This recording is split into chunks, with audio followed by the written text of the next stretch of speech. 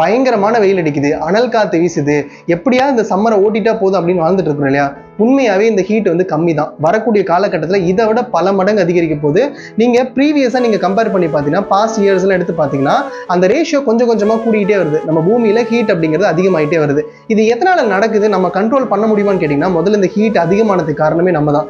ஏன்னு கேட்டீங்கன்னா, இப்ப சூரியன்லேருந்து வெளிச்சம் வந்து பூமி மேல வந்து படும். அப்படி அந்த வெளிச்சம் பூமி மேல படும்போது நம்ம அட்மாஸ்பியர்ல இருக்க காத்தெல்லாம் ஹீட் ஆயிருமான்னு கேட்டீங்கன்னா கிடையாது. அந்த வெளிச்சம் பூமி மேல பட்டுட்டு பூமியிலிருந்து ரிஃப்ளெக்ட் ஆகி போகக்கூடிய அந்த இன்ஃப்ராட் ரேடியேஷன் தான் வந்து பாத்தீங்கன்னா இந்த காத்தை வந்து ஹீட் ஆகும். அப்படி அந்த காத்து வந்து ஹீட் ஆகுறதுனால தான் நமக்கு அனல் காத்து வீசுது, ஒரு மாதிரி அனல் அடிக்குது அப்படின்னு நம்ம சொல்றோம் இல்லையா? இதனாலதான் நமக்கு அந்த அளவுக்கு நைட்லயே வந்து ஒரு ஹீட் வந்து இருந்துட்டே இருக்கு.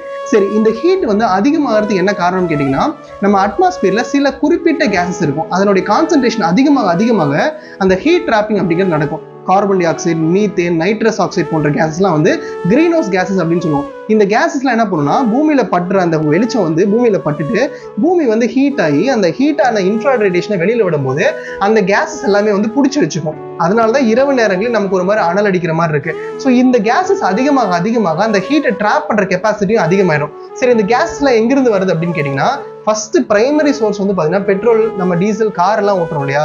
ஸோ அதுல இருந்து வரக்கூடிய இந்த எமிஷன்ல தான் வந்து பாத்தீங்கன்னா இந்த நிறைய கேசஸ் வந்து அதிகமா இருக்கும். அதுக்கு அடுத்ததான் நம்ம இந்த எலக்ட்ரிசிட்டி டிமாண்ட் அப்படிங்கிறது வரக்கூடிய 10 ஆண்டுகள்ல நம்ம இந்தியாவில் டபுள் ஆக போகுது அப்படின்னு நம்ம பேசிட்டு இருக்கோம் இல்லையா?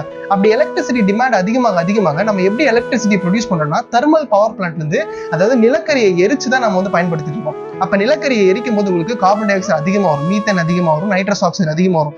இந்த மாதிரியான கிரீன் ஹவுஸ் கேஸ் அதிகமா போய் கான்சென்ட்ரேட் ஆக இந்த ஹீட் வந்து நாளுக்கு நாள் அதிகமாகும். நம்மளால என்ன பண்ண முடியும் கேட்டீங்கன்னா, நம்மளோட யூசேஜை கொஞ்சம் முடிஞ்ச அளவுக்கு மினிமலைஸ் பண்ண முடியும். ஆனா இதுல பெரிய பார்ட் யார் பிளே பண்ணுவாங்க கேட்டீங்கன்னா, கவர்மெண்ட் தான். கவர்மெண்ட் நிறைய விஷயங்கள் மாற்றணும், ஸ்ட்ரக்சர் எல்லாம் நிறைய விஷயங்கள் கொண்டு வரணும். நிறைய எலக்ட்ரிசிட்டி வந்து ப்ரொடக்ஷன் எப்படி எல்லாம் கொண்டு வரலாம், ஆல்டர்னேட்டிவ் ப்ரொடக்ஷனுக்கு போகலாம், மாற்று மின்வர்க்கத்துக்கு போகலாம். இந்த மாதிரி நிறைய பெட்ரோல் டீசல் கார் எல்லாம் வந்து இது பண்ணிட்டு எலக்ட்ரிசிட்டிக்கு மாறலாம். இந்த மாதிரி முன்னேற்றங்கள் எல்லாமே அரசாங்கம் தான் கொண்டு வர முடியும். ஸோ நம்மளுடைய தேவையும் இதை சார்ந்து இருக்கணும் அப்படிங்கிறது தான் எங்களுடைய அடிப்படையான ஒரு வேண்டுகோள்.